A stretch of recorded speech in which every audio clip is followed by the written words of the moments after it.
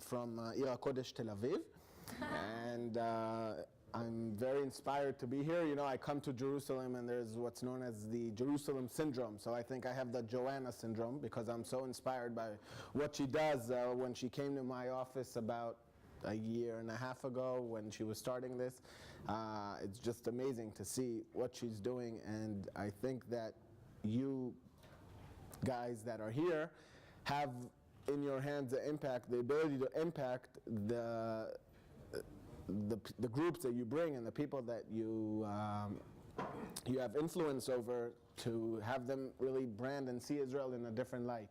And I think that it's extremely important. Personally, in my reserve duty, I'm an IDF spokesman officer, and a lot of the time we deal with security-related issues, and and when I travel abroad, I see that it doesn't really interest people anymore. What interests people about Israel is, people have their preset opinions about Israel either way, security-wise. It doesn't matter to anyone anymore. You're not going to convince them. You can't be right or wrong. It doesn't matter. To someone in Finland, he doesn't care. But when you show them things that are proactive and things such as the ideas that we see here, that's what they really connect to. Personally, now at my office, I have two people that came to Israel. Both of them are going. One from Brazil, from Sao Paulo. One from Lyon, from France. They have no connection to Israel as Jews or things that you would imagine that they would come here to Israel for. They come because they want to get a piece of the startup nation, which was mentioned, and the innovation and all that. One thing I'd like to go back a second about is back to what Eli was talking about in United Hatzalah. So Zavi was mentioning earlier about Tikkun Olam. What he does, in my opinion, is Tikkun Olam. This guy, he's a full-time volunteer. He has a small real estate business that works for itself, more or less, and he does this completely voluntarily. So it's amazing thing. Last year they had over 200,000 cases that volunteers went out to. That's crazy. That's amazing. And because of a Meshuggah like him, he is a real entrepreneur. He's a real yazam. What he does and he's impacted the world much more than any high-tech entrepreneur that I know, because he saved lives. And just think of Kol HaMetzil Nefesh Echad, and how many lives you save, and how many families don't have to go into poverty as a result of their main breadwinner being saved. And it's just absolutely astonishing, in my opinion. So what do? So I run what's known as the Tel Aviv Angel Group. I don't have a matzeget, by the way, a PowerPoint, because I'm not going to bore you with one. Today I'm just going to tell you a little bit about our story. So my group is composed of several individuals from North America and from England that invest in Israeli high-tech companies, very early stage high-tech companies. They come to us and present us.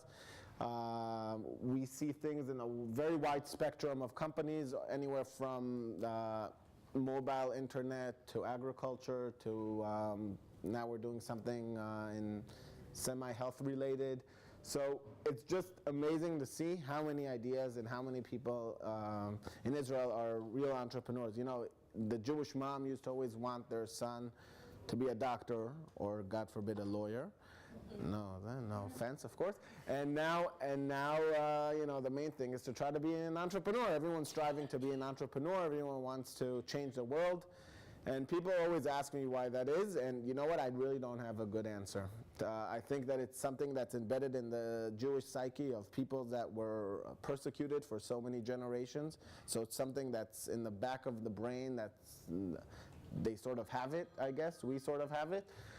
That said, it's a very difficult life to be an entrepreneur. You give up stability, you give up financial security, you give up your life, your hours, your social life, of course, and yet these people have to do it. They feel completely passionate and completely motivated to have to do it.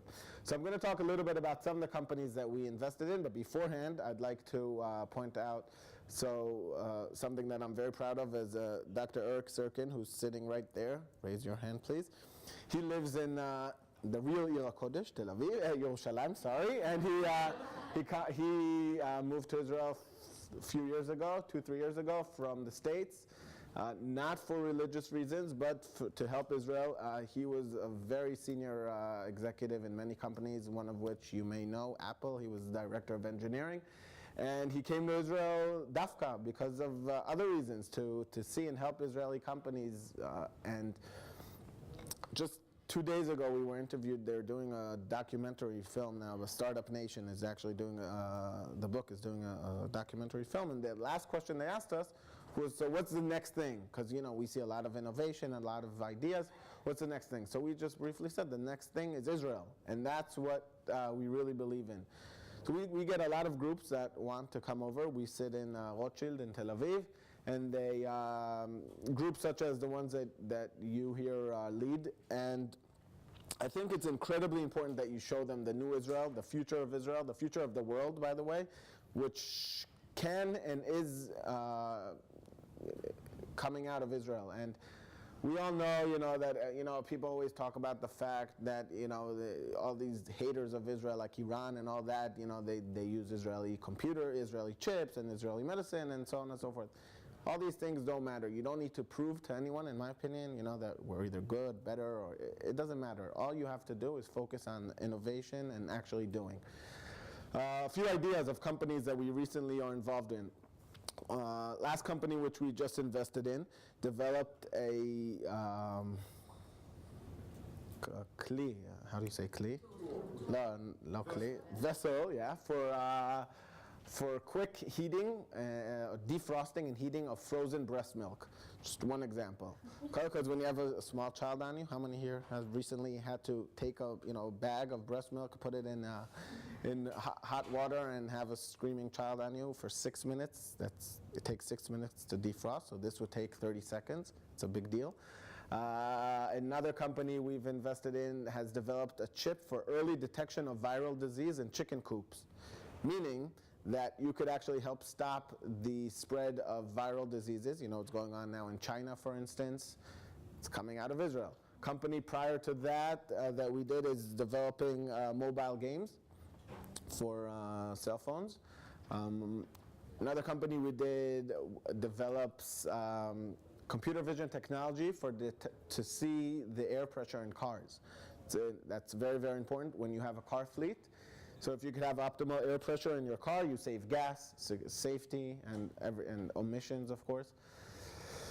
Other companies we were involved in are in security, different types of computerized security, and we see a plethora of ideas. It's just really, I really think I have one of the best jobs in the world because it's just very, very important. And that said, I'll go back to what I started with. I think that there's a lot of social entrepreneurship in Israel, and some of which we will see and hear about very soon. And it's an amazing trend that you get to see now. The same type of innovation is being used. The same chip thing that we talked about that's somewhere embedded in the back of our brains here is used to, people that have different directions and take it to social directions, and it's really amazing what Eli does. Again, I'm on the board of Hatzalah. Eli and I come from completely different worlds. Eli is now probably my best friend in the world. We speak every day almost, except on Shabbat. He doesn't pick up when I call him. And we would never connect in the normal world, but again, through Asiyah, this brought us together.